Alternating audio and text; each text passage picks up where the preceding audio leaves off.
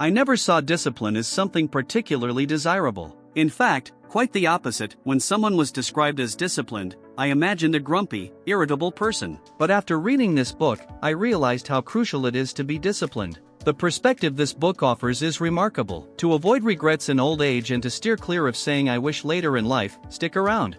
In this video, you'll find key takeaways and my personal thoughts on Discipline is Destiny, the global bestseller by Ryan Holiday. The book begins with an example from mythology, our hero, Hercules. In the story, Hercules comes to a crossroads. One path leads to a luxurious life free of pain and misery, with everything he could ever want. The other path is less glamorous. It offers rewards, but only those he earns himself. This journey will be long, requiring hard work and sacrifice. Yet, it's this path that will shape him into the person he's meant to be. In reality, we all face these crossroads every day, an easy but meaningless path, or a challenging but fulfilling one. Taking it further, we must choose between virtue and vice. Needless to say, our hero Hercules chose the path that would make him who he was meant to be, the challenging but fulfilling one. Now, it's your turn to choose. Discipline equals freedom. Self-discipline doesn't deprive you, it grants you freedom. Today, the average person lives in what could be considered a utopia compared to 200 or 300 years ago. We don't face many of the struggles our ancestors did. Sure, there are still problems,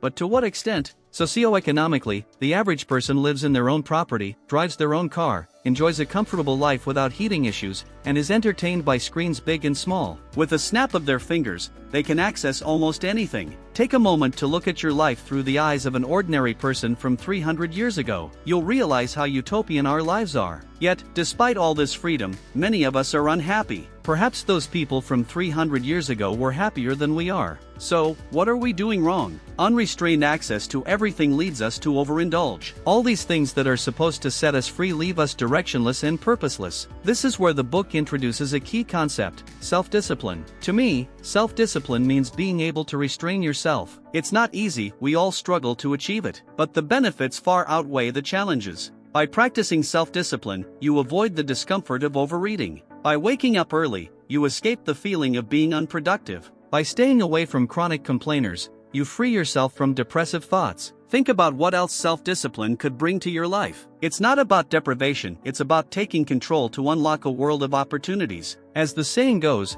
the strongest person is the one who masters their own strength. Discipline equals freedom. The easy choices you make today will lead to a harder life tomorrow. The hard choices you make now will pave the way for an easier life later. If you keep choosing the easy path, you won't like where you end up. But if you make tough choices, smart sacrifices and difficult decisions, you start building yourself up for something greater. Those who seize the now will ultimately win. No matter what you think, the first step is to start now.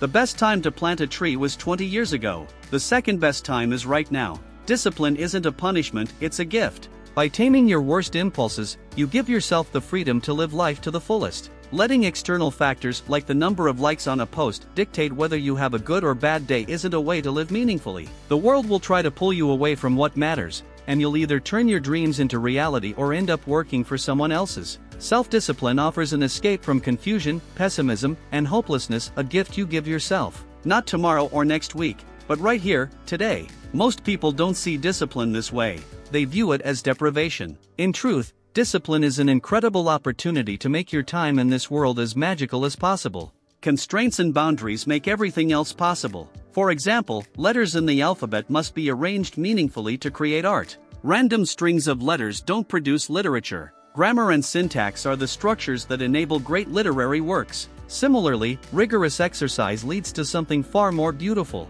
Limiting TV time in favor of brainstorming can spark new business ideas. Another important perspective is that self-discipline is synonymous with self-love. You don't discipline yourself because you hate yourself, quite the opposite. You set boundaries because you love yourself, want the best for yourself, and are willing to do whatever it takes to show your future self that you care. Treat yourself like a dear friend you're responsible for helping, someone you want to see succeed. Consistency equals superpower. Consistency is a superpower. Not inspiration, not genius, consistency is the secret to success. Many people are smart or talented, but not everyone puts in the work. So, every day, whether you're tired, busy, or don't feel like it, prioritize what matters. Take small actions, a 10-minute run, 10 pages of a book. Once it becomes a habit, you'll see momentum build. A 10-minute run becomes 30 minutes, 10 pages become 100. Growth is often exponential, nearly invisible at first but undeniable over time. Take my own example. When I started this YouTube channel in 2020, I uploaded dozens of videos and spent countless hours, yet the channel barely got views or subscribers.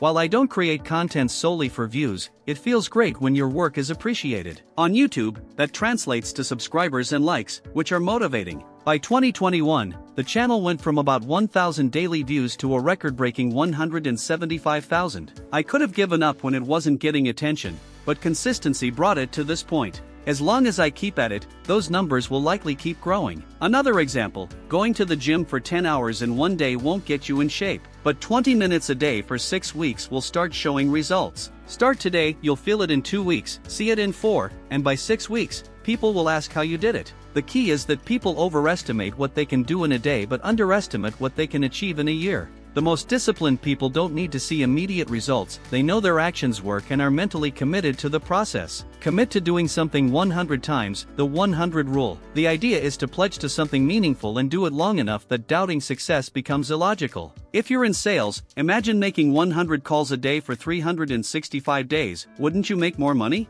If you're a writer, writing 1 article a day for a year, where would you be? Whatever you do it every day. Is it hard? Absolutely. But doing squats once a week for a year will give you stronger legs and a transformed physique. People know this but don't act on it. That's where your competitive edge lies. As the book says, the good news is that because it's hard, most people don't do it. They don't show up. They can't even do a small thing daily. Yes, you're alone in the rain on the track, but being a leader, by definition, is a bit lonely. That's why mornings are quiet. All the opportunities are yours. Who's in control of your body? Being disciplined with your body means building resilience and investing in yourself long-term. To combat laziness, invest in your body. There are many small changes you can make to take control before your body controls you. Start by adding challenging activities to your day: weightlifting, basketball, long walks, or marathons. It doesn't matter what, as long as it's physically demanding and a bit uncomfortable. Seek discomfort. You might think success means avoiding struggle, but too much comfort makes us weak, dependent, and fearful of loss. By being tough on yourself, you become stronger and make it impossible for others to overpower you. Test yourself, take a cold shower, sleep on the floor, or live with less. You'll end up richer, freer, and stronger. Investing in your body is investing in your willpower. A sound mind in a sound body. A strong body doesn't just give you abs, it opens the door to a healthy mind. Go to bed early for 2 reasons. First, to get enough sleep. Be honest, do you perform better well rested or exhausted? It sounds basic, but sufficient sleep will change your life. You'll have more motivation, energy, and make better decisions. Second, early mornings, when your mind is freshest and willpower strongest, are the best time to get to work before the day's frustrations wear you down. Soften your mind. Build physical discipline to soften your mind. When you discipline your body, you empower your mind to operate at its full potential. This isn't just fancy talk. Neuroscientist Lisa Feldman's research shows brain function depends on a healthy body. If you're physically drained, your brain can't regulate your body effectively. But it's not about becoming a muscle machine. Many physically disciplined people still lead unfulfilling lives if their minds are at the mercy of distractions, bad moods, or self-sabotaging impulses. Moderation is key. All the pieces must come together to form the whole. Once you've mastered your body, it's time to work on your mind. This means finding balance in how you feel, think, and react amid life's chaos. Keep calm and carry on is a great motto. There's a brief moment between every stimulus and your response. This moment is critical. Don't react instantly to every trigger. Use that pause to think, regroup, or wait for more information. Otherwise, you fall into destructive patterns like taking offense, jumping to conclusions, or blaming others. Bad situations don't improve with bad reactions, they get worse. Sharpen that moment of patience. Ask yourself if what's happening is truly as bad as it feels. Don't let fear, anger, or bias hijack your mind. Don't aim for perfection. Obsessing over flawlessness means missing opportunities to complete things and learn. Instead of perfection, aim to do your best. Perfect is the enemy of good. Failure isn't forever, it's a chance to grow. As Socrates knew, he didn't know much, but he was certain of one thing: we cannot remain as we are. Believing you can improve becomes a self-fulfilling prophecy. If you believe you can grow, you will. If you don't, you won't. Balance. Self-discipline means little in the real world without kindness, compassion, and love to balance it. Moderation isn't easy. Sometimes, people won't understand or agree with your choices. You'll realize everyone is on their own journey, doing their best. You're not here to judge but to accept and inspire others to be better. A short story: a philosopher in Athens was mocked for a mistake. He paused and said, "Remember, you're not talking to a bad man. As a disciplined person, you hold yourself to high standards, push your limits, and accept no excuses. But that doesn't mean you should hate or harm yourself when you err. If a friend made a mistake, would you call them a failure? Likely not. You'd reassure them it's not the end and encourage them to keep going. Use that same language with yourself. Be your own friend. Environment is destiny. You've probably heard that you're the average of the 5 people you spend the most time with. Let's go further. The books you read, podcasts you listen to, food you eat, and more all shape you. Your environment constantly influences you. The quality of your inputs matters a lot. True, we can't always choose our environment. We're born in certain places, exposed to specific ideas and traditions. So, the idea that you're fully responsible for everything isn't entirely accurate. Control what you can. Acknowledge that your environment impacts your ability to delay gratification and create the life you want. The modern world conspires against us, eroding our resilience to even the smallest challenges. Think of a hacker crashing a website by overwhelming it with traffic. Modern humans are like that website. Our capacity is so overloaded we can't respond to anything else. We're paralyzed by information overload, unable to find space to focus or act. You're under attack, and you need to do something. Take time to ensure your environment supports your goals. Who you spend time with, what you think about, and what you consume matter. Read only the best books, spend time with the best people, and nourish yourself with the best food. You deserve no less. The secret to success. Without the discipline to say no to distractions, it's nearly impossible to commit to anything. Social media, a fun trip, dinner with friends,